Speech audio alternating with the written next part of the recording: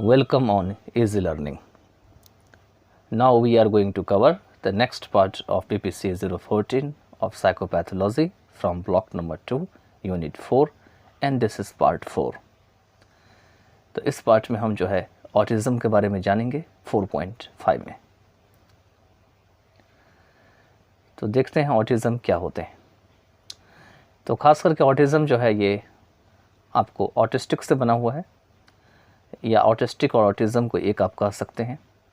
Autism में ख़ास करके क्या होते हैं कि बच्चों को अपनी जो सोसाइटी होती है उसमें इंटरेक्शन करने में डिफ़िकल्टी होती है, वो अपने आप को संभाल नहीं पाते हैं और उन्हें जो है हमेशा गाइडलाइंस या सपोर्ट की ज़रूरत रहती है। तो उसी को यहाँ पे ऑटिज़म कहा जाता है। मतलब ये जितनी भी प्रोसेस होती है ना, इन सभी को मिला के ऑटिज़म में इनका नाम रखा जाता है। तो ऑटिज़म और ऑटिस्टिक डिसऑर्डर और चाइल्डहुड ऑटिज़म और Kanner's autism is described as one of the most common and most puzzling and disabling of the pervasive developmental disorder। कहते हैं जितने भी नाम दे रखे हैं इसमें, चाइल्डहुड ऑटिज़म, ऑटिस्टिक डिसऑर्डर, उसके बाद कैनर्स ऑटिज़म, ये बहुत जो कॉमन है उनमें से एक जो है इसको डिस्क्राइब किया जाता है ऑटिज़म को। और ये बहुत ही पजलिंग मतलब दूसरों को कंफ्यूज करने वाला, and disabling of pervasive developmental disorder. और परवेसिव डेवलपमेंटल डिसऑर्डर का जो है डिसेबल जानते ही है, जो किसी चीज़ को लाइक बनाने के को नहीं छोड़ता है उसी को डिसेबल कहा जाता है। It is a developmental disorder that involves a range of behavior including deficits in language। कहते हैं ये एक प्रकार का ऐसा विकासीय गड़बड़ी है या डेवलपमेंटल डिसऑर्डर है जिसमें अलग अलग प्रकार की वैरायटी की जो बिहेवियर होती है वो शामिल होती है। इसलिए लिख रखा है इसमें ए रेंज ऑफ बिहेवियर्स। क्या सब शामिल होती है?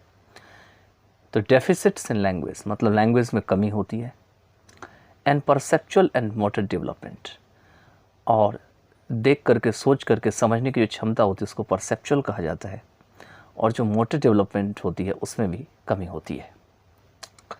डिफेक्टिव रियलिटी टेस्टिंग, अगर आप इसकी रियलिटी टेस्टिंग करेंगे तो इसमें आपको ख़राबी मिलेगा, आप सही इसकी टेस्टिंग नहीं कर पाएंगे।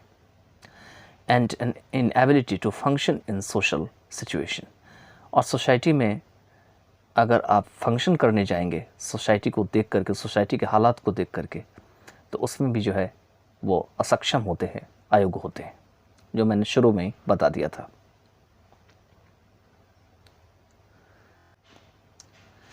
नेक्स्ट है autism in infancy and childhood was first described by Kanner 1943। कहते हैं कैनर के द्वारा 1943 में सबसे पहली बार जो है ऑटिज़म को इन्फेंसी और चाइल्डहुड में डिस्क्राइब किया गया था। मतलब कैसे होते हैं इन्फेंसी और चाइल्डहुड में ऑटिज़म, तो ये कैनर ने ही जो है सबसे पहली बार बताया था। Autistic disorder is believed to occur at a rate of about 8 cases per 10,000 children. कहते हैं अगर ऑटिस्टिक डिसऑर्डर की बात किया जाए तो ऐसा माना जाता है कि 10,000 जो बच्चे की जो केस होती है उसमें से 8 की दर से, मतलब 8 बच्चे में ये ऑटिस्टिक डिसऑर्डर होते हैं, मतलब 0.08% जो है ये डिसऑर्डर आपको मिलेंगे। By definition the onset of autistic disorder is before the age of 3 years। और अगर डेफिनेशन के हिसाब से देखा जाए तो ऑटिस्टिक डिसऑर्डर की जो शुरुआत है ये 3 साल से पहले की एज में होती है। Although in some cases it is recognised until a child is much older. लेकिन फिर भी कुछ हालात में यह 3 साल से ज़्यादा के बच्चों में भी यह पाई जाती है। मतलब ऐसा ज़रूरी नहीं है कि 3 साल तक ही ये मिले। ठीक है, नेक्स्ट है इसमें दिया हुआ autistic disorder is 4 or 5 times more frequent in boys than in girls. Autistic disorder जो होते हैं वो गर्ल्स की तुलना में बॉयज़ में 4 या 5 गुना ज़्यादा होते हैं। Girls with autistic disorder are more likely to have more severe mental retardation. और ऑटिस्टिक डिसऑर्डर वाले जो गर्ल्स होते हैं वो काफ़ी ज़्यादा गंभीर मेंटल रिटार्डेशन उनके अंदर होने की संभावना होती है। There is no clear relation to socio economic status. कहते हैं सामाजिक आर्थिक जो स्थिति है उससे इसका क्या रिलेशन है, ये स्पष्ट नहीं है। The links with high socio economic status as suggested by early studies was probably due to referral bias. और कहते हैं जो high economic socio economic status है जो कि पहले के स्टडीज़ में के द्वारा सजेस्ट किया गया है, ये शायद रेफरल बायस के कारण। ये रेफरल बायस एक वर्ड है जिसको आप स्टडी करेंगे तो आपको समझ में आ जाएगा। चलिए आगे चलते हैं 4.5.1 में। 4.5.1 में the clinical picture of autism in autism, मतलब ऑटिज्म में क्लिनिकल पिक्चर कैसे होती है। तो देखिए इसमें क्या क्या चीज़ों को आपको देखने को मिलेगा। तो clinical manifestation of autistic disorder है, उसमें जो सबसे इम्पॉर्टेंट चीज़ें हैं जो आपको क्लिनिक्स में साफ साफ दिखाई पड़ेंगे, आर मार्केटली एबनॉर्मल डेवलपमेंट। वो साफ साफ तरीके से, मार्केटली मतलब क्लियरली या नोटिसेबली, आपको जो सोशल इंटरेक्शन होती है, कम्युनिकेशन स्किल होती है, इसमें बिल्कुल आपको एबनॉर्मल डेवलपमेंट मिलेगा। मतलब डेवलपमेंट आपको नॉर्मल तरीके से नहीं मिलेगा। ऐसा लगेगा कि सोसाइटी में जो इंटरेक्शन हो रही है वो नॉर्मल तरीके से नहीं हो रही है, और ना ही बातचीत करने का तरीका जो है वो नॉर्मल है। And patterns of restrictive, repetitive and stereotyped behaviours and interest. और रिस्ट्रिक्टिव, रिपीटेटिव या घिसा पिटा हुआ जो बिहेवियर है पहले से चलता आ रहा है, और इंटरेस्ट है, इसी का पूरा सेट आपको या पैटर्न आपको मिलेगा। These manifestations are evident in the first 3 years of life but may present differently at various developmental stages। कहते हैं ये जो स्पष्टीकरण है ये पहले की ज़िंदगी की शुरुआत के 3 साल में ये तो स्पष्ट होती है, लेकिन ये अलग अलग जो डेवलपमेंट की स्टेज होती है उसमें भी अलग अलग रूप से प्रेजेंट हो सकते हैं। Children and adolescents with autistic disorder may be unable to understand that others have needs or may not be aware of others' feeling or distress। कहते हैं ऑटिस्टिक डिसऑर्डर वाले जो एडोलेसेंट या चिल्ड्रन होते हैं वे समझने के योग्य नहीं हो सकते हैं कि दूसरों को जो है क्या चीज़ों की ज़रूरत है, what others have needs, और हो सकता है कि दूसरों की जो फीलिंग है या दूसरों की जो डिस्ट्रेस तकलीफ़ है उससे भी वो जो है अवगत नहीं हो सकते हैं। They may treat others as objects, tools और मैकेनिकल एड्स। वे दूसरे लोगों को एक ऑब्जेक्ट, टूल या मैकेनिकल एड्स के रूप में बर्ताव कर सकते हैं। In addition, children and adolescents with autistic disorder may show impairments in their non-verbal social behavior। कहते हैं नॉन-वर्बल जो सोशल बिहेवियर होती है इसमें भी मानसिक या शारीरिक खराबी इसमें देखा जा सकता है, खास करके ऐसे बच्चों में जो ऑटिस्टिक डिसऑर्डर या एडोलेसेंट वाले बच्चे होते हैं या एडोलेसेंट और चिल्ड्रन होते हैं। तो यही दे रखे हैं इसके अलावा, ठीक है। अब इसमें क्या क्या चीज़ें दे रखी है नॉन वर्बल सोशल बिहेवियर में। नॉन वर्बल का मतलब होता है जो बोल के नहीं किया जाता है। For example lack of eye to eye gaze, मतलब आंख मिला के घूरने में उन्हें दिक्कत होती है। रेसिप्रोकल स्माइलिंग, अगर कोई सामने वाला स्माइल करते हैं तो उसको देख के हम भी स्माइल करते हैं, इसको रेसिप्रोकल जो है स्माइलिंग कहा जाता है। एंड अफेक्शनेट कॉन्टैक्ट, अगर सामने वाला जो है प्यार दिखा रहा है तो आप भी प्यार दिखाते हो तो इसको अफेक्शनेट कॉन्टैक्ट कहा जाता है। And in their inability engage in symbolic और इमेजिनेटिव प्ले, और क्योंकि उनके अंदर भी इनएबिलिटी होती है तो इसी कारण से वो सिम्बॉलिक और इमेजिनेटिव प्ले में इंगेज हो जाते हैं। इमेजिनेटिव प्ले का मतलब हुआ जो मन में उनको कोई ऐसा आया कि ये खेल हो सकता है तो वही खेल खेलना शुरू कर देते हैं, अपने दिमाग में सिंबल बनाना चालू कर देते हैं, तो उसी को सिम्बॉलिक और इमेजिनेटिव प्ले कहा जाता है। In addition, a high prevalence of sleep problems has been reported for autistic children।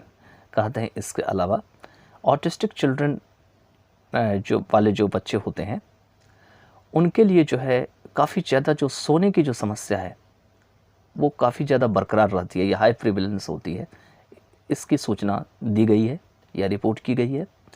Failure to cooperate in toilet training and aversion to certain foods create added difficulty for parents of autistic children and may disrupt family life.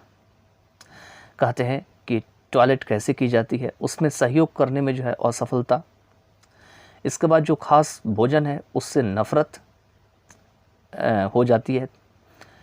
ये सारी चीज़ें जो है वो autistic children वाले जो बच्चे होते हैं उनके जो पेरेंट्स होते हैं, ठीक है, उनके जो पेरेंट्स होते हैं उनकी कठिनाई को और बढ़ा देती है and may disrupt family life, और इससे जो पारिवारिक स्थिति है वो बिल्कुल छिन्न भिन्न हो जाती है, डिसरप्ट हो जाती है।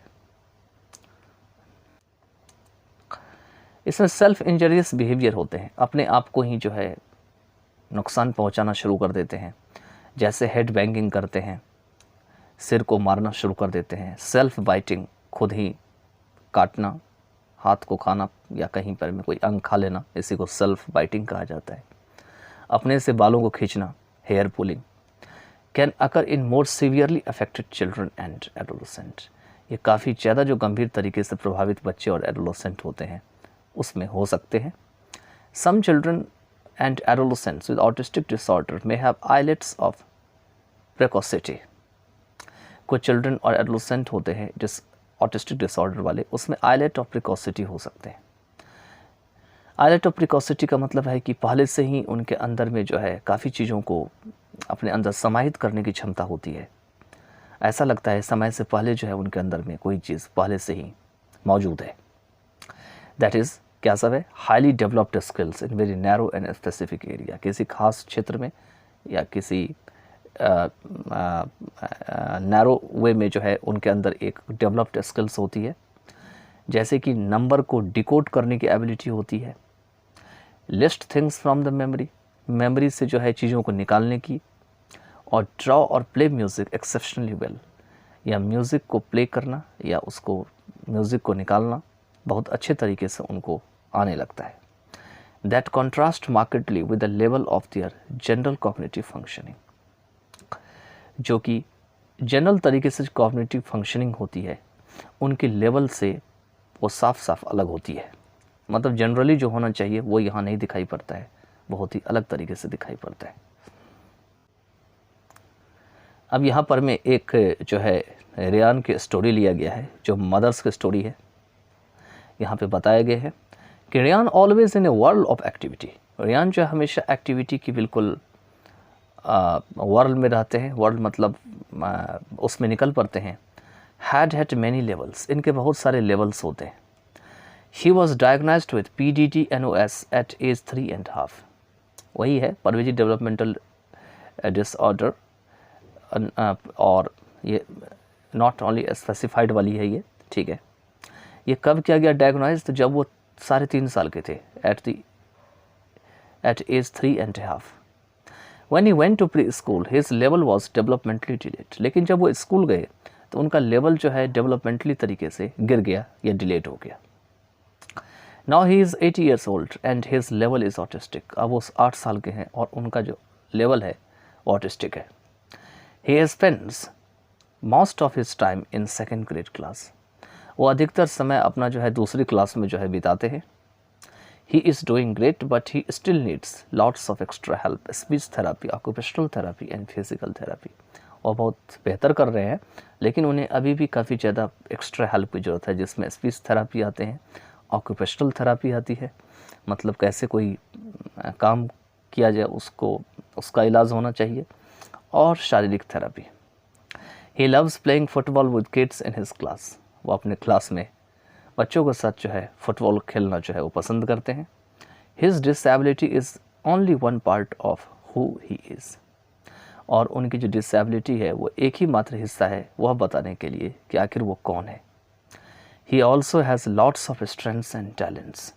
उनके पास काफ़ी ज़्यादा स्ट्रेंथ है और टैलेंट भी है। स्ट्रेंथ मतलब मजबूती और टैलेंट मतलब कला। Every day still has its challenges but will love him. कहते हैं रोज़ जो है इनकी अपनी कुछ खुद की चुनौतियाँ भी होती है लेकिन हम उन्हें लव करते हैं, but will love him. He is not a level. वह एक लेवल नहीं है बल्कि रियान है। लेवल इसलिए दिया गया है कि अलग अलग जो ईयर्स है उसमें इनकी अलग अलग हालात चेंजेस होते रहते हैं, तो इसलिए इनको शुरू में लिखा है हैज़ हैड मैनी लेवल्स। तो चलिए आगे करते हैं। इसके बाद नेक्स्ट है 4.5.2 में science of autism in infancy, childhood and adolescence. Infancy, ठीक है, उसके बाद चाइल्डहुड और एडोलेसेंस, इन तीनों का अर्थ तो आप जानते ही होंगे। इन्फेंसी शिशु अवस्था होती है, चाइल्डहुड बचपन अवस्था होती है, और जो एडोलेसेंस होती है वो 13 से 19 ईयर्स की जो अवस्था होती है उसमें आ जाती है। तो इसमें जो ऑटिज़म होते हैं, ये ऑटिज़म किस प्रकार से काम करते हैं उसके ऊपर इसमें दे रखे हैं।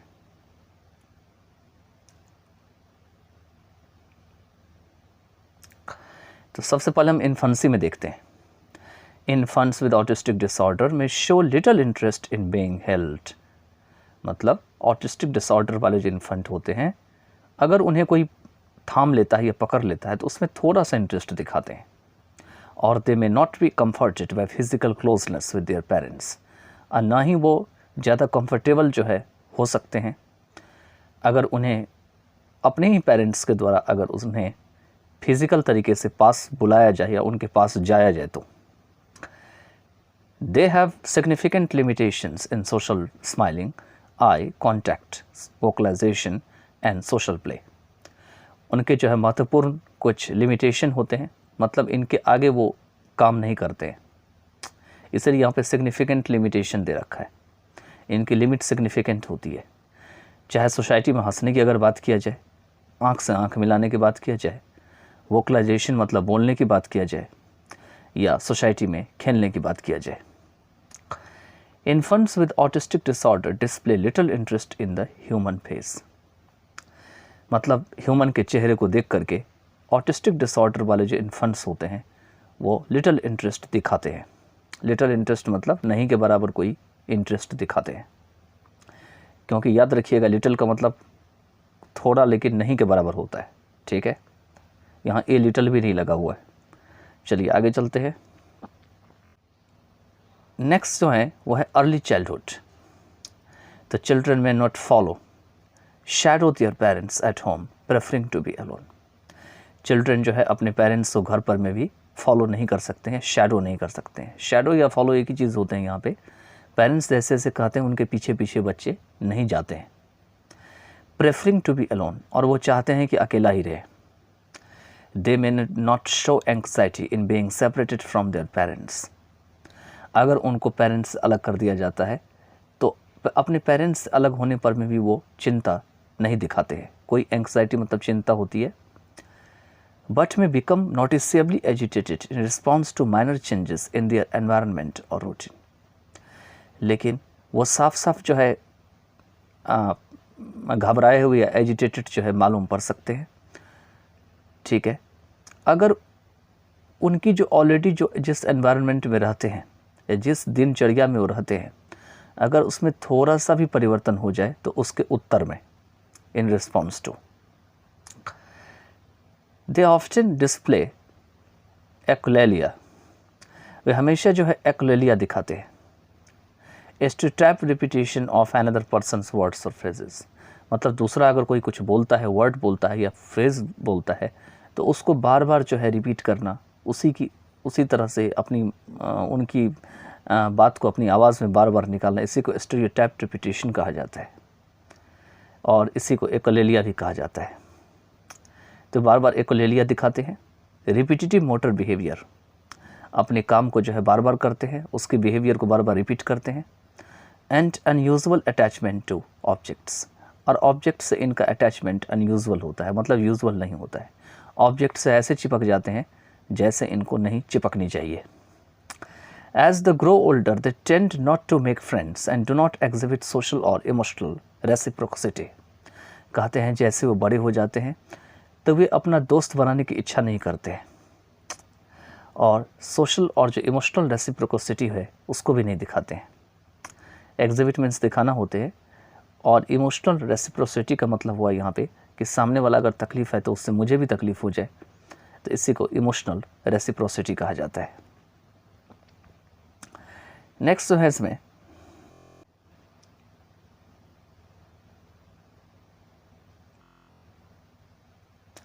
Children commonly demonstrate delays in और total lack of development of spoken language. कहते हैं स्पोकन लैंग्वेज की जो विकास होती है उसमें पूरी की पूरी कमी या पूरा का पूरा विलंब जो है वो चिल्ड्रन या बच्चे साधारण तरीके से दिखाते हैं, डेमोन्स्ट्रेट करते हैं। अब आते हैं मिडिल चाइल्डहुड की ओर। तो चिल्ड्रन रेयरली शेयर प्लेजर और एक्साइटमेंट विद अदर्स। चिल्ड्रन मुश्किल से ही दूसरों के साथ अपनी एक्साइटमेंट या प्लेजर को शेयर करते हैं। And their social and vocal expressions and interactions are limited. और उनकी जो सामाजिक या बोलने की जो एक्सप्रेशन होती है या बातचीत करने का जो तरीका होता है, इंटरेक्शंस होती है आपस में बातचीत करने का, वो भी सीमित होती है। इसके बाद जो है एडोलेसेंस में है। तो adolescence show significant deficit in understanding social expectation and have few और नो फ्रेंडशिप। एडोलेसेंस जो है इनके पास कुछ या नहीं के बराबर जो है दोस्ती होती है, और जो सामाजिक जो उम्मीद होती है इनके समझने में जो है काफ़ी ज़्यादा या सिग्निफिकेंट जो है कमी होती है, या इसी चीज़ को ये दिखाते हैं। They may exhibit unusual affect and perseverative ritualistic speech और बिहेवियर्स। तो इस तरीके से जो है वे या एडोलेसेंट्स जो होते हैं वो अनयूजुअल इफ़ेक्ट को दिखा सकते हैं। अनयूजुअल इफ़ेक्ट का मतलब जो साधारण इफ़ेक्ट नहीं होते हैं, जनरल इफ़ेक्ट नहीं होते हैं, और परसिवेरेटिव होते हैं। परसिवेरेटिव दिखाते हैं मतलब इनवॉलेंटरली जो है किसी चीज़ को बार बार रिपीट करते हैं, बार बार उसी चीज़ को याद करते हैं, इसी को परसिवेरेटिव कहा जाता है। रिचुअलिस्टिक स्पीच और बिहेवियर मतलब कोई कुछ बोलता है या बिहेवियर करता है तो उसको बार बार क्या करते हैं। रिचुअलिस्टिक स्पीच का मतलब यही हुआ पूजा पाठ के समय या कोई धार्मिक कांड के समय कोई कुछ बोलता है तो उसको ये बार बार रिपीट करने की कोशिश करता है। इसके बाद जो नेक्स्ट है 4.5.3 में यह है कॉजल फैक्टर्स इन ऑटिज्म। तो इसमें दे रखे हैं कॉजल फैक्टर्स इन ऑटिज्म में आपके कॉजल फैक्टर्स होते हैं खास करके एक कोई ह्यूमन एसोसिएटेड कोई मैनेजमेंट सिस्टम होता है जिसके ज़रिए आप डायरेक्टली किसी चीज़ की तह तक पहुंच सकते हैं, या कोई चीज़ को आपको जानना है तो उसमें आपको हेल्प मिल सकता है, इसी को कॉजल फैक्टर कहा जाता है। तो सबसे पहले जो है इसमें वो है जेनेटिक फैक्टर। तो सबसे पहले जानते हैं कि आखिर में जेनेटिक होते क्या है। तो जेनेटिक जो है वो जीन से बना हुआ है, GENE, ठीक है। और जीन क्या होता है आप जानते होंगे, अगर बायोलॉजी पढ़े होंगे आप थोड़ा बहुत भाई, तो ये आपका एक हमारे बॉडी के अंदर एक ऐसा सेल होता है, ठीक है, जो सेल के अंदर कुछ ना कुछ रूपांतरण होती है।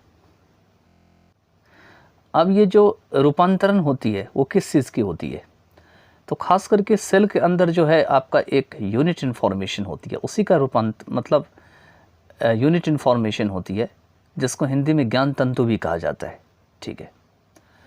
और ये खास करके किसी भी लिविंग जो थिंग होती है ना, कोई भी लिविंग थिंग होती है इसको कंट्रोल करता है, ठीक है, कोई भी लिविंग थिंग को ये कंट्रोल करता है। और ये जो जीन होते हैं वो खास करके पेरेंट्स से जो है उनके बच्चों तक जो है वो जाती है, ठीक है, पेरेंट्स से चिल्ड्रन तक ये ले जाया जाता है।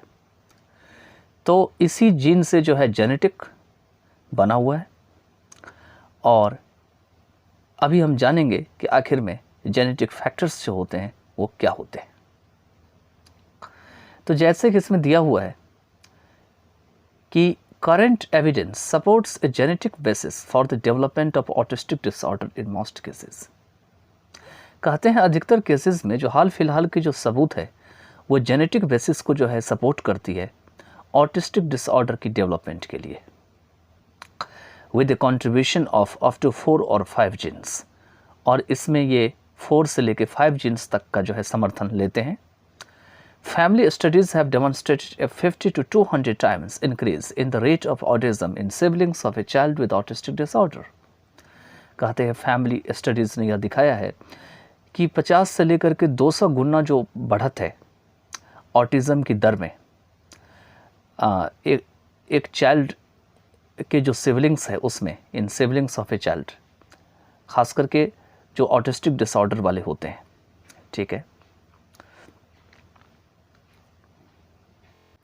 तो ऑटिस्टिक डिसऑर्डर वाले जो चाइल्ड होते हैं उसके जो सिबलिंग होते हैं, ये कह सकते हैं उसमें 50 से लेके 200 गुना जो है ज़्यादा बढ़त होती है ऑटिज़म की रेट में।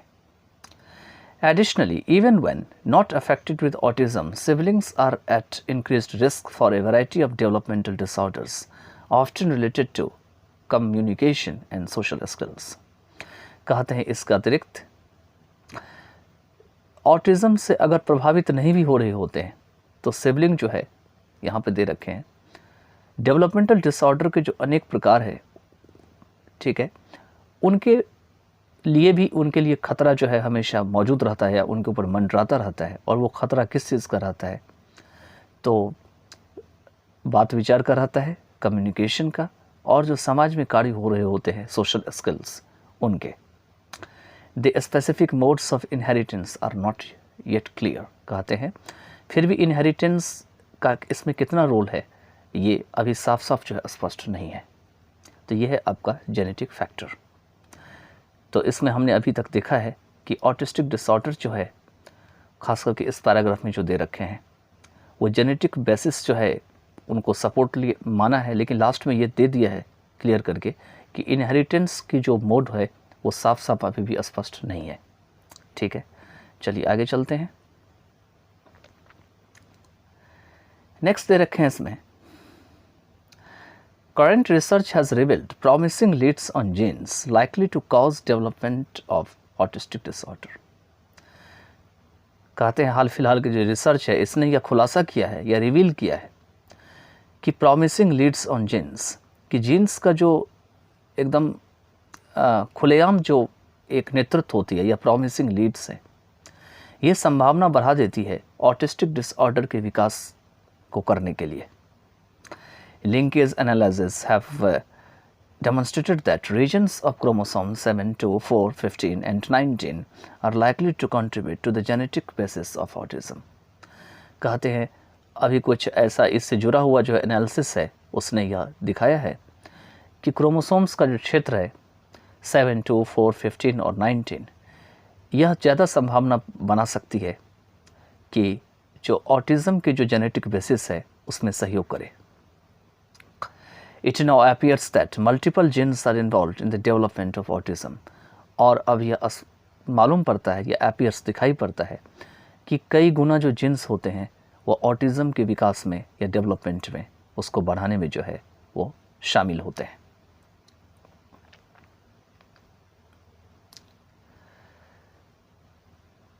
The result of the two of the largest twin studies show that the rate of autistic disorder was 36% in monozygotic pairs versus 0% in dizygotic pairs in one study, and about 96% in monozygotic pairs versus about 27% in dizygotic pairs in the second study. कहते हैं जो दो बहुत बड़े जो twin studies है उसका जो परिणाम निकला है वो दिखाते हैं कि ऑटिस्टिक डिसऑर्डर की जो रेट है वो मोनोजाइगोटिक पेयर्स में जो है वो 36% है, ठीक है, और इससे अगर कंपेयर कराते हैं तो 0% होते हैं डायज़ाइगोटिक पेयर्स में।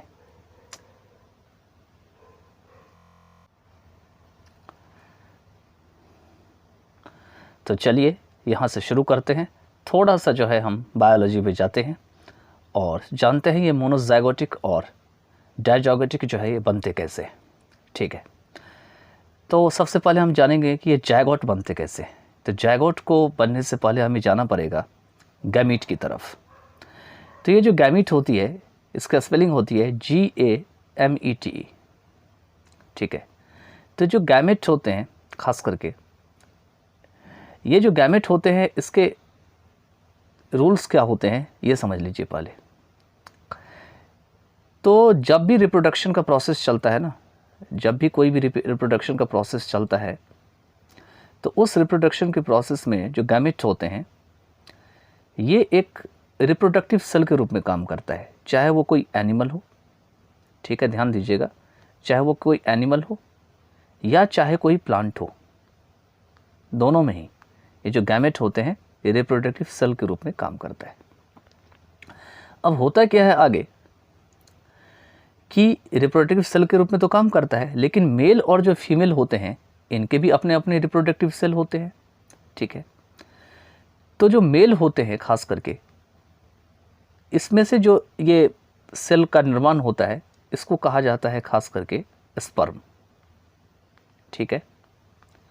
और जो फीमेल से जो निकलते हैं उसको ओवा, OVA ओवा, या इसी को एग भी कहा जाता है, ठीक है। यहाँ तक तो समझ में आ गया, ये गैमेट है एक, ठीक है।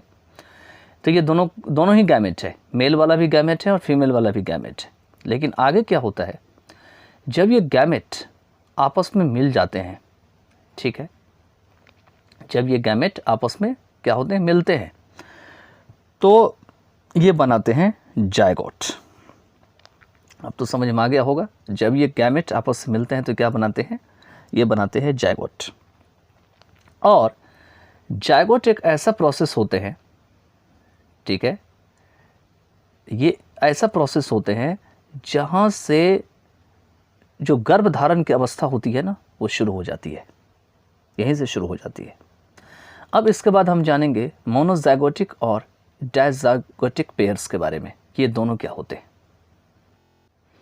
तो खास करके जो मोनोजाइगोटिक होते हैं, मोनो वाले, इस मोनो वाले में जो फर्टिलाइजेशन होते हैं खास करके वो सिंगल एग से ही होते हैं। किससे होते हैं, सिंगल एग से ही होते हैं, ठीक है। और ये जो एग होते हैं इसको स्पर्म के द्वारा जो है 2 भागों में तोड़ दी जाती है। ध्यान दीजिएगा, ये सिंगल जो एग होते हैं इसको स्पर्म जो है 2 भागों में तोड़ देती है, और ये इस तरीके से जो है ये आइडेंटिकल ट्विंस का जो है निर्माण होता है, ठीक है। ये जो आइडेंटिकल ट्विंस होते हैं बाद में ये खास करके एक ही सेक्स के होते हैं, सेम सेक्स, ठीक है। तो चलिए आगे चलते हैं, आगे जानते हैं डायजाइगोटिक क्या होते हैं। या इसको ये भी कह सकते हैं, ये जो मोनो वाले थे कि खास करके जब सिंगल एग को फर्टिलाइज कर दिया जाता है स्पर्म के द्वारा, तब ये फर्टिलाइज एग जो है वो 2 भागों में टूट जाते हैं, ठीक है। तो थोड़ा सा लैंग्वेज में आपको डिफरेंस मिलेगा, लेकिन समझने का प्रयास करिएगा।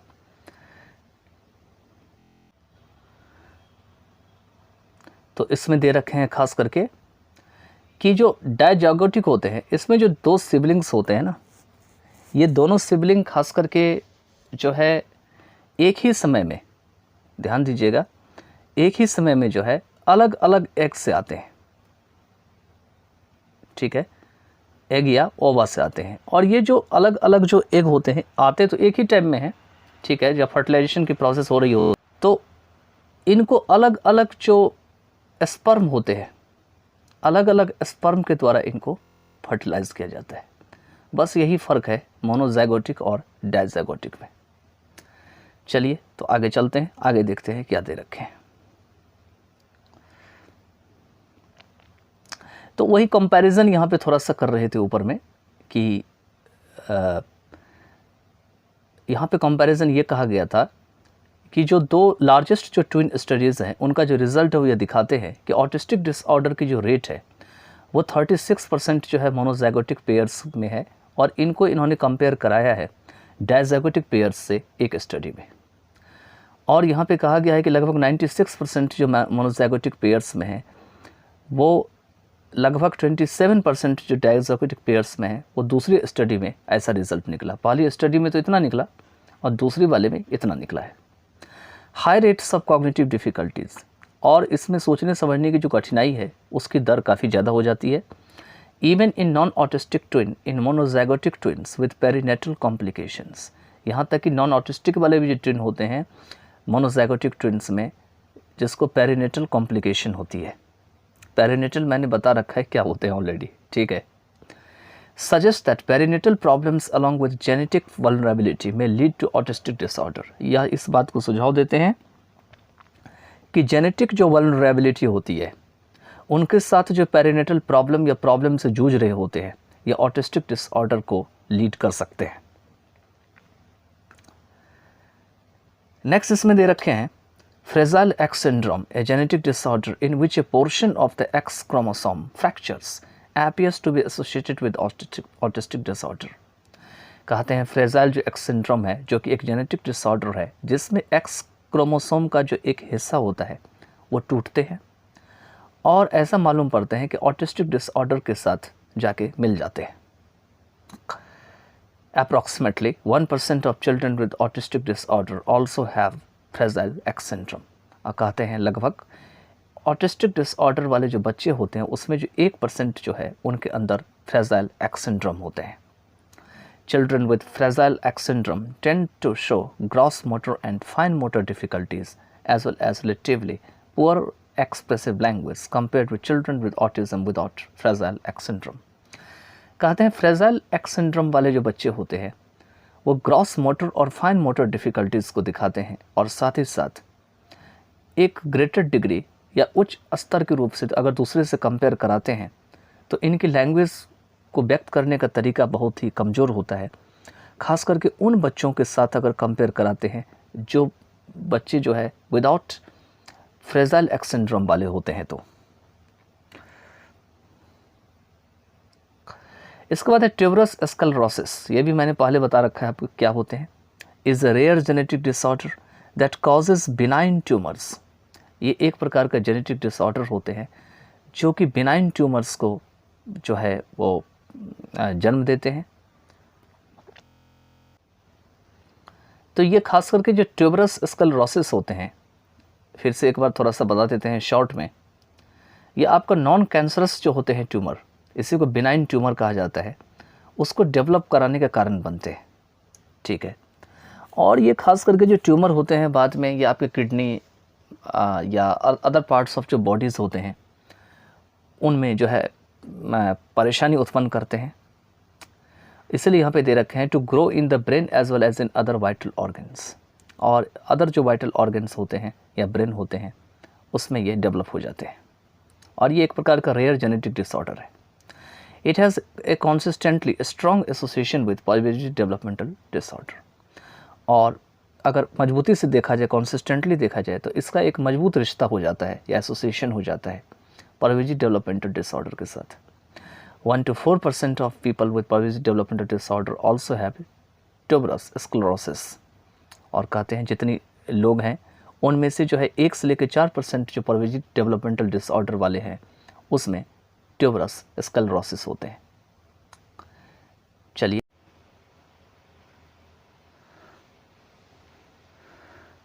तो आगे जो है वो है आपका बायोलॉजिकल फैक्टर. तो दे रखे हैं the high rate of mental retardation among children with autistic disorder and higher than expected rates of seizure disorders further support the biological basis of autistic disorder. कहते हैं मेंटल रिटार्डेशन का बच्चों में जो हाई रेट है autistic disorder वाले जो बच्चे हुए और जितना सीजर डिसऑर्डर्स रेट की एक्सपेक्ट की जाती है उनसे जो ज़्यादा रेट है आगे बायोलॉजिकल बेसिस पर में ऑटिस्टिक डिसऑर्डर के लिए सपोर्ट करती है. Approximately 70% of children with autistic disorder have mental retardation. Autistic disorder वाले जो 70% जो बच्चे हैं लगभग उसमें मेंटल रिटार्डेशन होती है. About 1/3 of this children have mild to moderate mental retardation. और इनमें से 1/3 ऐसे होते हैं जिसमें माइल्ड से लेके मॉडरेट मेंटल रिटार्डेशन होते हैं. And close to half of these children are severely or profoundly mentally retarded. और लगभग आधे ऐसे होते हैं जो सीवियरली या प्रोफाउंडली मेंटली रिटार्डेड होते हैं. मैंने सारे वर्ड प्रोफाउंड, सीवियर, ये जितने भी वर्ड्स हैं मैंने सब ऑलरेडी एक्सप्लेन कर रखा है. Children with autistic disorder and mental retardation typically show more marked deficit in abstract reasoning. कहते हैं जो चिल्ड्रन है ऑटिस्टिक डिसऑर्डर वाले और मेंटल रिटार्डेशन वाले टिपिकली ये कहते हैं प्राय रूप से जो है ये एक साफ साफ जो है वो कमी दिखाते हैं एब्स्ट्रैक्ट रीजनिंग में. मार्क्ड डेफिसिट मतलब एक साफ कमी दिखाई देते हैं आपके एब्स्ट्रैक्ट रीजनिंग में. एब्स्ट्रैक्ट रीजनिंग का मतलब होते हैं ऐसे रीजनिंग जिसको आप मतलब छू नहीं सकते हैं, टच नहीं कर सकते हैं, बल्कि एक आप कल्पना कर सकते हैं और उसको तैयार कर सकते हैं. ठीक है. सोशल अंडरस्टैंडिंग में मतलब सामाजिक जो समझ होती है, और वर्बल टास्क में मतलब बोल के कोई टास्क करते हैं. देन इन परफॉर्मेंस टास्क, वही दे रखा है कि टास्क को परफॉर्म करने की तुलना में, such as block design and digital recall, जैसे कि ब्लॉक बनाने में और डिजिटल रिकॉल करने में।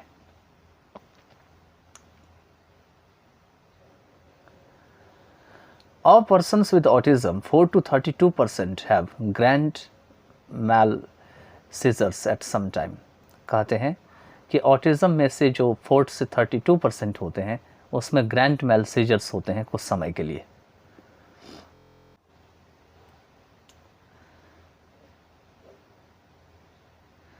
तो इसमें जो ग्रैंड मैल सीजर्स होते हैं वो कुछ समय के लिए 4 to 30% वाले में होते हैं। ग्रैंड मैल सीजर्स होते हैं आपके लॉस ऑफ कॉन्शियसनेस या जो मसल कॉन्ट्रैक्शन होते हैं उसी को ग्रैंड मैल सीजर्स कहा जाता है। और लगभग 20 से 25% जो होते हैं वो वेंट्रिकुलर एनलार्जमेंट दिखाते हैं। वेंट्रिकल तो जानते हैं हार्ट में होते हैं, ये वेंट्रिकुलर जो है वेंट्रिकल बड़े हो जाते हैं। कंप्यूटेड टोमोग्राफी मतलब सीटी जब स्कैन कराते हैं तो अनेक प्रकार के जो इलेक्ट्रोएन्सेफेलोग्राम है ईईजी एबनॉर्मेलिटीज़ ये पाए गए हैं 10 to 83% जो ऑटिस्टिक चिल्ड्रन वाले बच्चे हैं उसमें। ये जो इलेक्ट्रोएन्सेफेलोग्राम है ये आपका ब्रेन में जो इलेक्ट्रिकल एक्टिविटी होती है उसको मेज़रमेंट करने का तरीका होता है जिसको विजुअल रूप में देखा जाए, इसी को इलेक्ट्रोएन्सेफेलोग्राम कहा जाता है। ये इलेक्ट्रोएन्सेफेलोग्राफी से बना हुआ है और इसमें दे रखे हैं एंड ऑल्दो नो ईईजी मतलब electroencephalogram finding is specific to autistic disorder. ये जो है ये आपके ऑटिस्टिक डिसऑर्डर के लिए स्पेसिफिक है। स्पेसिफिक मतलब साफ है, स्पष्ट है। There is some indication of failed cerebral lateralization, और कुछ जो है इसमें सेरिब्रल जो लेटरलाइजेशन है वो ख़राब स्थिति में है, उसके कारण से भी ये सारी चीज़ें होती है। चलिए इसके बाद जो नेक्स्ट है वो है आपका पेरिनेटल फैक्टर्स। तो पेरिनेटल जानते हैं कि जन्म से 1 वीक पहले या बाद की जो प्रोसेस है उसी को पेरिनेटल फैक्टर कहा जाता है, और इसके दरमियान में क्या सब होते हैं उसके बारे में यहाँ पे दे रखे हैं। The higher than expected incidence of perinatal complications seems to occur in infants who are later diagnosed with autistic disorder। कहते हैं पेरिनेटल कॉम्प्लिकेशंस की जो इंसिडेंस घटनाएं हैं जितनी उम्मीद की जाती है उससे ज़्यादा जो है होती है या मालूम पड़ती है, ख़ास करके ये चीज़ बच्चों में होती है, ख़ास करके ऐसे बच्चों में जिसमें ऑटिस्टिक डिसऑर्डर बाद में डायग्नोज की जाती है। Maternal bleeding after the first trimester and meconium in the amniotic fluid have been reported in the histories of autistic children more often than in the general population। कहते हैं जो माता के अंदर से जो ब्लड निकलते हैं पहले मतलब फर्स्ट ट्राइमेस्टर मतलब प्रेगनेंसी से जो 3 महीने का समय होता है उसको फर्स्ट ट्राइमेस्टर कहा जाता है।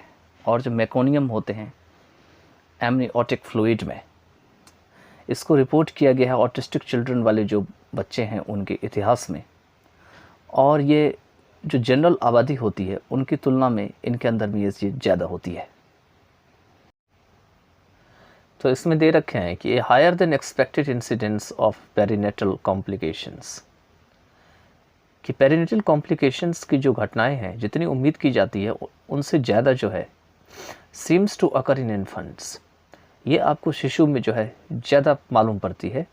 Who are later diagnosed with autistic disorder, जिससे कि बाद में ऑटिस्टिक डिसऑर्डर के रूप में डायग्नोज की जाती है। Maternal bleeding after the first trimester and meconium in the amniotic fluid have been reported in the histories of autistic children more often than in general population.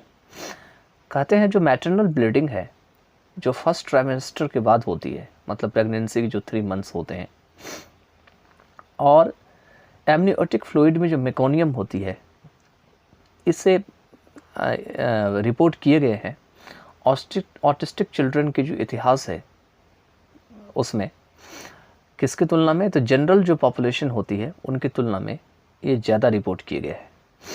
Meconium का मतलब होता है जो आपके फेसेस होते हैं बेबी की, खास करके उसमें एक ग्रीन कलर का जो है वो आपका ग्रीन कलर आने लगता है उसमें, फेसेस जानते हैं ना, जो मल होती है विष्ठा, उसको फेसेस कहे जाते हैं, तो उसी को मेकोनियम कहा जाता है।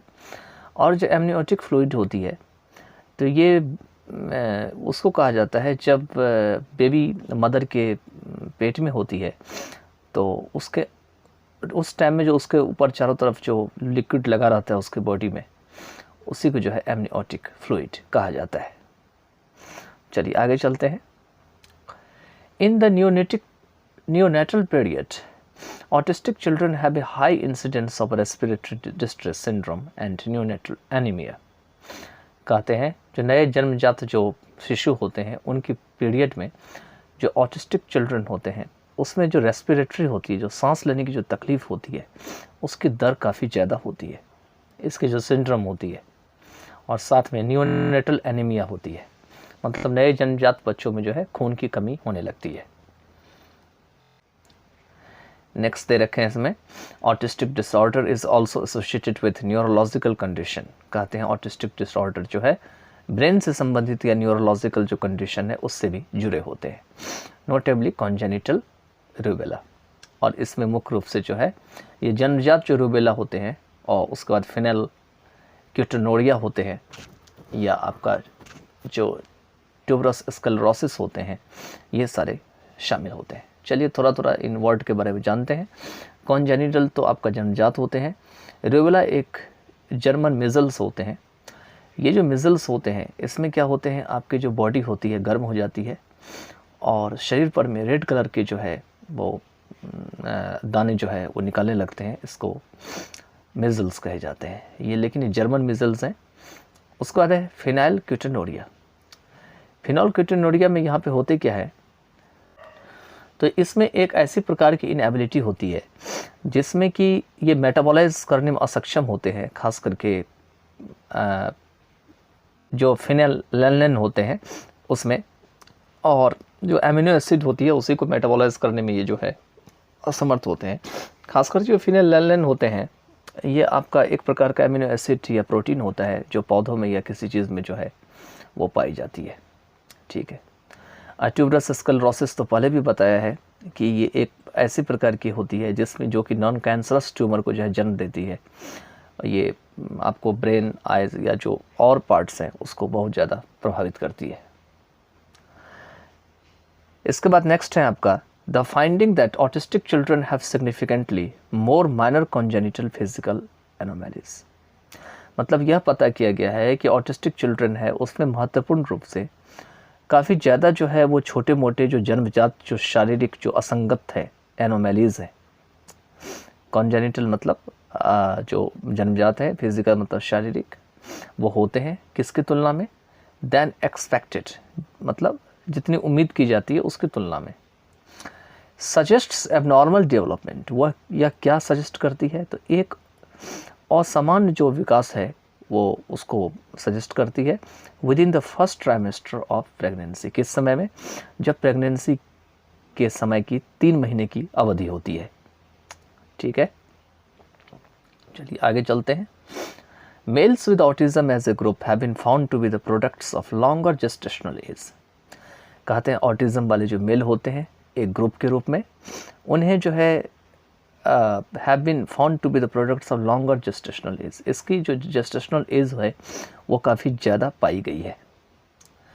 and were heavier at birth than babies in the general population।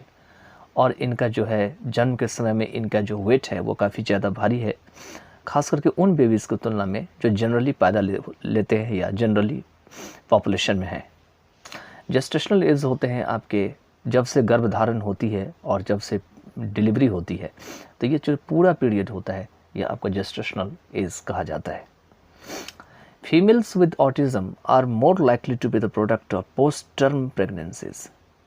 कहते हैं फीमेल्स में अगर ऑटिज्म होते हैं तो ज़्यादा संभावना बनती है, मोर लाइकली मतलब अधिक संभावना बनती है कि इसमें पोस्ट टर्म जो है वो प्रोडक्ट की होती है। पोस्ट टर्म मतलब जब आपका प्रेगनेंसीज के बाद की जो पीरियड होती है।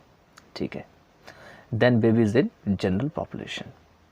ठीक है, खास करके उन बेबीज़ की तुलना में इसको कंपेयर किया गया है जो जनरली पैदा लेते हैं या जनरली पॉपुलेशन में।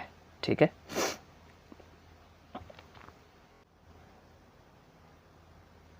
नेक्स्ट जो है आपका वो है सोशियो कल्चरल फैक्टर्स। इसमें सामाजिक और कल्चर के कुछ कारक हैं जो इसमें जुड़े हुए हैं। At first, theorists thought that family dysfunction and social stress were the primary causes of autism. पहली बात थ्योरिस्ट ने यह सोचा था कि जो फैमिली डिसफंक्शन और सोशल स्ट्रेस है ये ऑटिज़म के मुख्य कारण है। डिसफंक्शन का मतलब अगर फैमिली सही से काम नहीं करती है, और सोशल स्ट्रेस मतलब सामाजिक जो आपका दबाव होता है। ठीक है। When he first identified autism, for example, Kanner argued that particular personality characteristics of the parents created an unfavorable climate for development and contributed to the child's disorder. Example के लिए कैनर ने यह आर्ग्यू किया था, आर्ग्यू मतलब बहस किया था, कि जब उसने पहली बार ऑटिज़म को देखा या उसको समझा, आइडेंटिफाई किया, तो उन्होंने यह किया कि जो पर्टिकुलर जो ख़ास जो पर्सनालिटी जो लक्षण है, व्यक्तिगत लक्षण है पेरेंट्स के, अपने माता पिता के, ये एक अनुचित जो माहौल है या क्लाइमेट है डेवलपमेंट के लिए वो तैयार कर देते हैं, और ये सारी चीज़ें मिलकर के चाइल्ड की जो डिसऑर्डर है उसमें कंट्रीब्यूट करते हैं। मतलब चाइल्ड की जो डिसऑर्डर है, गड़बड़ी है बच्चे के दिमाग में या जो भी फिजिकल है उसमें वो सहयोग करते हैं। He saw these parents as very intelligent yet cold refrigerator parents. उन्होंने समझा या उन्होंने देखा कि ये जो पेरेंट्स हैं ये बहुत ही इंटेलिजेंट हैं, लेकिन अभी भी कोल्ड रेफ्रिजरेटर पेरेंट्स है। कोल्ड रेफ्रिजरेटर पेरेंट्स का मतलब यहाँ एक मुहावरे के रूप में दे रखे हैं। ये भी कह सकते हैं कि ये अपने बच्चे को जो है पूरी तरीके से सही माहौल देने में नाकामयाब होते हैं। चलिए आगे चलते हैं। नेक्स्ट दे रखे इसमें, These claims an enormous influence on the public and on the self-image of the parents themselves, but research has totally failed to support a picture of rigid, cold, rejecting or disturbed parents. ये जो दावा है ये एक बहुत बड़ा influence जो है पब्लिक में देती है, और साथ में अपनी इमेज के ऊपर जो पेरेंट की होती है खुद की। लेकिन रिसर्च ने पूरी तरीके से ये जो रिजिड, कोल्ड, रिजेक्टिंग और डिस्टर्ब्ड पेरेंट्स की जो सपोर्ट है उसको फेल कर दिया है या असफल कर दिया है। रिजिड मतलब जो कठोर होते हैं, कोल्ड मतलब जो हल्के होते हैं, रिजेक्ट मतलब बच्चों को रिजेक्ट करते हैं या जो डिस्टर्ब पेरेंट्स हैं। मतलब कैनर ने तो माना है, लेकिन यहाँ पर में जब रिसर्च ने इसको टोटली तरीके से इसको फेल कर दिया है। Similarly, some clinical theorists have proposed that a high degree of social and environmental stress is a factor in autism. इसी तरीके से कुछ क्लिनिकल थ्योरिस्ट ने यह सुझाव दिया है कि हाई डिग्री जो सोशल और एनवायरमेंटल स्ट्रेस है ये भी ऑटिज्म का जो है एक कारक है। Once again, however, research has not supported this notion. दोबारा से फिर भी रिसर्च ने इस जो विचार है या नोशन है उसको सपोर्ट नहीं किया है। Investigators who have compared children with autism to children without the disorder have found no difference in the rate of parental death, divorce, separation, financial problems or environmental stimulation. कहते हैं ऐसे investigators जिसने कि in children को autism वाले को बिना autism वाले जो बच्चे हैं उनसे जब कंपेयर कराया जो बिना डिसऑर्डर के थे, उन्होंने कोई भी डिफरेंस नहीं पाया पेरेंटल डेथ की दर में, डाइवोर्स की दर में, सेपरेशन, फाइनेंशियल प्रॉब्लम और एनवायरमेंटल सिचुएशन। कहते हैं अगर किसी पेरेंट्स की हालत इस तरह से है, डाइवोर्स के रूप में रहते हैं, सेपरेशन, फाइनेंशियल प्रॉब्लम या एनवायरमेंटल उनका स्टिमुलेशन, एनवायरनमेंट से भी बच्चा भाग जाता है, तो इन सब से जब कंपेयर कराया ऑटिज़म वाले बच्चे को बिना ऑटिज़म वाले बच्चे से, तो कहते हैं यहाँ पे इन्वेस्टिगेटर को कोई भी डिफरेंस नहीं मिला। चलिए आगे चलते हैं। नेक्स्ट दे रखे हैं साइकोलॉजिकल फैक्टर्स। चलिए इसमें देखते हैं मनोवैज्ञानिक कारक क्या सब है। तो according to certain theorists, people with autism have a central perceptual or cognitive disturbance that makes normal communication and interactions impossible. कहते हैं कुछ निश्चित जो थ्योरिस्ट है उसके अनुसार से ऑटिज़म वाले जो लोग हैं उसमें सेंट्रल परसेप्चुअल और कॉग्निटिव डिस्टर्बेंस होते हैं। सेंट्रल परसेप्चुअल का मतलब जो है जो आपकी सोचने समझने की जो क्षमता होती है या देख करके जो आपके अंडरस्टैंड करने की क्षमता होते हैं उसको परसेप्चुअल से संबंधित माना जाता है। और सेंट्रल परसेप्चुअल मतलब जो मुख्य परसेप्चुअल है, साथ में जो कॉग्निटिव डिस्टर्बेंस है, आपके सोचने समझने की क्षमता है, वो अगर बिगड़ जाती है तो that makes normal communication and interactions possible. तो ये जो है, आप नॉर्मली भी अगर किसी से बात करते हैं या उससे इंटरेक्शन में आते हैं तो वो उसको असंभव बना देती है। One influential explanation holds that individuals with the disorder fail to develop a theory of mind, that is, an awareness that other people base their behaviors on their own beliefs, intentions, and other mental states, not on information that they have no way of knowing. कहते हैं एक यहाँ पे प्रभावशाली जो explanation है वह यह जताती है या होल्ड करती है कि डिसऑर्डर वाले जो इंडिविजुअल्स होते हैं वो अपने जो माइंड की थ्योरी होती है उसको विकसित करने में असफल हो जाते हैं।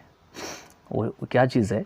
एक ऐसी चेतना, वह उनकी चेतना है कि that other people base their behaviours on their belief, कि दूसरे लोग जो है अपने विश्वास, अपने इंटेंशन या दूसरे जो मेंटल स्टेट्स हैं उनके हिसाब से अपने बिहेवियर को तैयार करते हैं या बेस करते हैं। Not on information that they have no way of knowing, उस पर इंफॉर्मेशन पर तैयार नहीं करते हैं that they have no way of knowing, जहाँ पर में उन्हें जानने का कोई माध्यम नहीं होता है। नेक्स्ट इसमें दे रखे है, bye 3 to 5 years of age most children can interpret and understand from the perspective of another person and use it to anticipate what the person will do.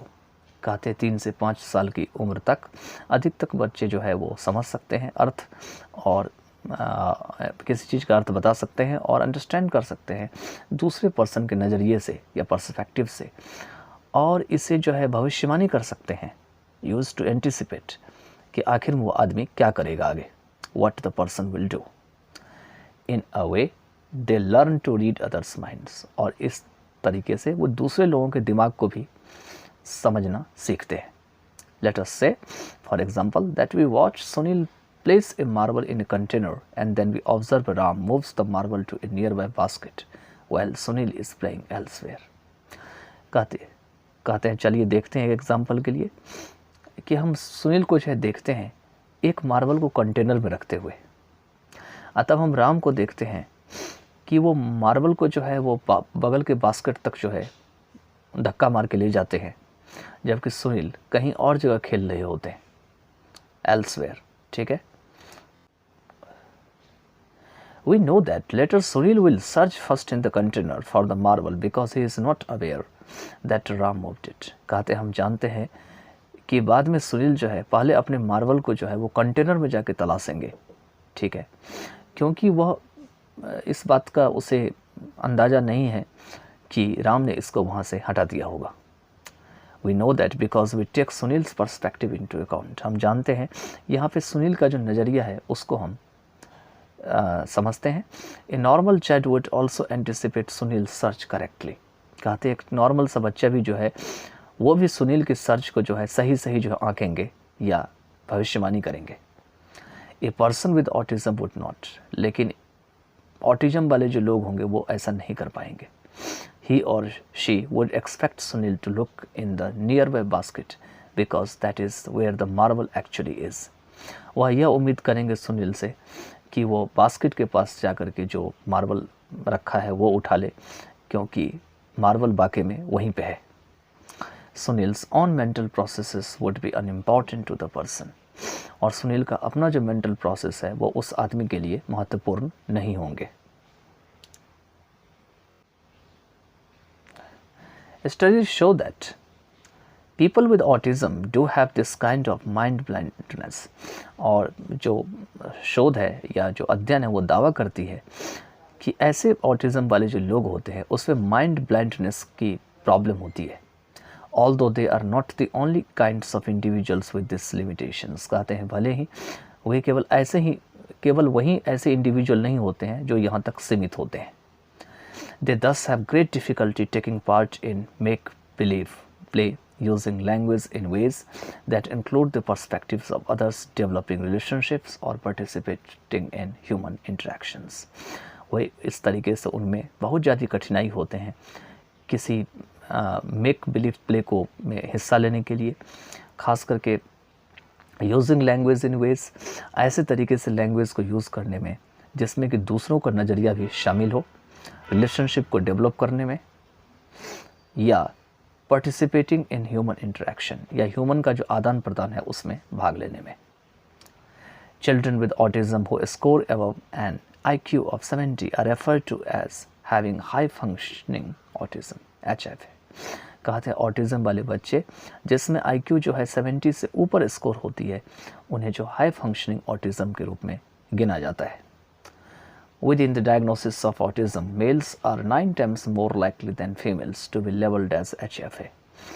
कहते हैं कि ऑटिज़म के डायग्नोसिस के दरमियान में या उस समय तक मेल्स जो है उसमें संभावना बनती है कि फीमेल्स की तुलना में 9 गुना ज़्यादा जो है वो HFA होती है, हाई फंक्शनिंग ऑटिज़म।